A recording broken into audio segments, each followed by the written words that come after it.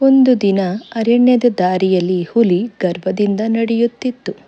ಅಷ್ಟರಲ್ಲಿ ಎದುರಿಗೆ ಕತ್ತೆ ಬಂತು. ಹುಲಿ ಕತ್ತೆಯನ್ನು ನೋಡಿ ಗರ್ಜಿಸಿತು. ಹೇ ಕತ್ತೆ, ದಾರಿ ಬಿಟ್ಟು ಹೋಗು, ಈ ದಾರಿ ನನ್ನದು ಎಂದು ಹೇಳಿತು. ನಾನು ಬಲಿಷ್ಠ, ನನ್ನ ಮಾತೆ ಕಾನೂನು.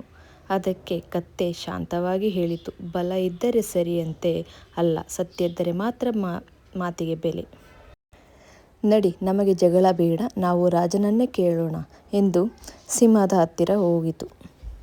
ನಂತರ ಸಿಂಹ ಹೇಳಿತು, ಇಲ್ಲಿ ಎಲ್ಲರೂ ಬಲಿಷ್ಠರೇ, ಎಲ್ಲರೂ ಬುದ್ಧಿವಂತರೇ, ಇಲ್ಲಿ ಎಲ್ಲರೂ ಸಮವಾಗಿ ಇರಬೇಕು ಎಂದು ಹೇಳಿತು. ಇದನ್ನು ಕೇಳಿದ ಹುಲಿ ಕ್ಷಣಕಾಲ ಮೌನವಾಯಿತು. ಅಲ್ಲಿಂದ ಏನೂ ಹೇಳದೆ ಹೋಗಿಬಿಟ್ಟಿತು. ಕತ್ತೆ ತನ್ನ ದಾರಿಯಲ್ಲಿ ನಿಶ್ಚಿಂತರಾಗಿ ಮುಂದುವರಿಯಿತು. ಸತ್ಯ ಗೊತ್ತಿದ್ದರೂ ವಾದಕ್ಕೆ ಇಳಿದರೆ ಬಲಿಷ್ಠನು ಕೂಡ ಮೂರ್ಖನಾಗುತ್ತಾನೆ.